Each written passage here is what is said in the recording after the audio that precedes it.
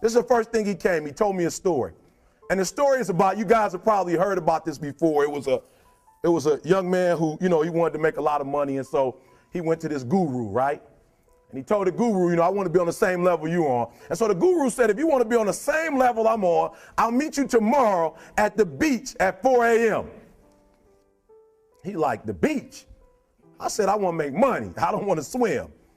Guru said, if you want to make money, I'll meet you tomorrow, 4 a.m. So the young man got there at 4 a.m. He all ready to rock and roll, got on the suit. He should have wore shorts. The old man grabs his hand and said, how bad do you want to be successful? He said, real bad. He said, walk on out in the water. So he walks out into the water. Watch this. When he walks out into the water, it goes waist deep. So he like, this guy crazy. Adrian, he like, I want to make money. He got me out here swimming. I didn't ask to be a lifeguard. I want to make money. He got me in. So he said, come out a little further. Walked out a little further. Then he had it right around this area, the shoulder area. So this old man crazy. He making money, but he crazy. He said, come on out a little further. Came out a little further. It was right at his mouth. My man like, I'm about to go back in here. This guy is mine. So the old man said, I thought you said you wanted to be successful. He said, I do. He said, walk a little further. He came, dropped his head in, held him down, hold him down. My man getting scratching, holding him down. I got you. I know you brushed it out, but I got you. He had him held down. I need you for an illustration. He had him held down. Just before my man was about to pass out, he raised him up. He said, I got a question for you. Somebody answer the question for me. He said, when you were underwater, what did you want to do? Lee, I'm looking for a different word though than lip. What's that word? He said, I wanted to breathe. He told the guy, he said, when you want to succeed as bad as you want to breathe, then you'll be successful. Who here has ever failed? And no one raised their hand in the whole fucking room. So I paused and I said, I know you're out there. I can hear your hearts beating. Who here has ever failed? And I demanded an answer, and then a few people raised their hand. I said, who here has ever failed? And now they started complying. So I said, great. When you failed, why did you fail? And they said all the things you said. Didn't have enough time, didn't have the right technology, didn't have the money, didn't have the contacts, had the wrong people. The people said we had the wrong leader, right? And then this voice in the darkness, the whole room was pitch black, says, I didn't have enough Supreme Court justices. And I look down, and it's Vice President Al Gore, who you probably don't know much about American politics, but he and Bush Jr., they tied, basically, and had to go to our Supreme Court to decide who's going to be it, and he lost. And when he said that, we were in Northern California, which is all Democrats, would have been supporters of his. They all stood up and gave him a standing ovation when he said this. And when they stopped the standing ovation, I said, that's one way to try to explain why you didn't become president of the United States. But I wouldn't say it's an accurate one. And there was this pause, like, what the fuck is he about to say? And I said, because let's just do this logically.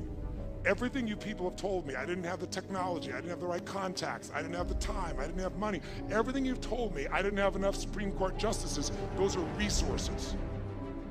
And so you're telling me I failed because I didn't have the resources. And I'm here to tell you what you already know. Resources are never the problem. It's a lack of resourcefulness is why you failed.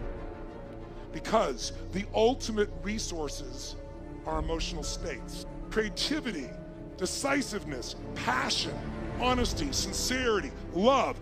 These are the ultimate human resources. And when you engage these resources, you can get any other resource on earth. Resourcefulness is the ultimate resource. And if you don't have what you want, stop telling yourself the story because you don't have the money, you don't have the time. That's bullshit.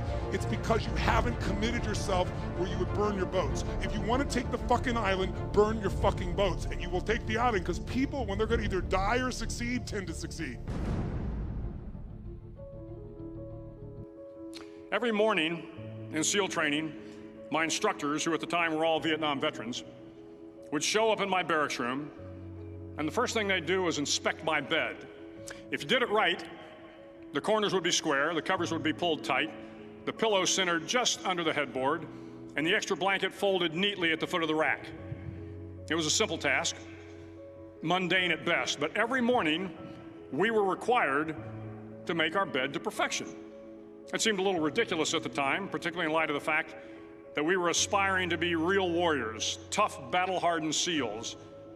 But the wisdom of this simple act has been proven to me many times over. If you make your bed every morning, you will have accomplished the first task of the day. It will give you a small sense of pride, and it will encourage you to do another task, and another, and another. And by the end of the day, that one task completed will have turned into many tasks completed. Making your bed will also reinforce the fact that the little things in life matter. If you can't do the little things right, you'll never be able to do the big things right. And if by chance you have a miserable day, you will come home to a bed that is made, that you made. And a made bed gives you encouragement that tomorrow will be better. So if you want to change the world, start off by making your bed. During SEAL training, the students are all broken down into boat crews. Each crew is 7 students, 3 on each side of a small rubber boat, and 1 coxswain to help guide the dinghy. Every day, your boat crew forms up on the beach and is instructed to get through the surf zone and paddle several miles down the coast. In the winter, the surf off San Diego can get to be 8 to 10 feet high, and it is exceedingly difficult to paddle through the plunging surf unless everyone digs in. Every paddle must be synchronized to the stroke count of the coxswain. Everyone must exert equal effort, or the boat will turn against the wave and be unceremoniously dumped back on the beach. For the boat to make it to its destination, everyone must paddle. You can't change the world alone. You will need some help. And to truly get from your starting point to your destination takes friends, colleagues, the goodwill of strangers, and a strong coxswain to guide you. If you want to change the world, find someone to help you paddle.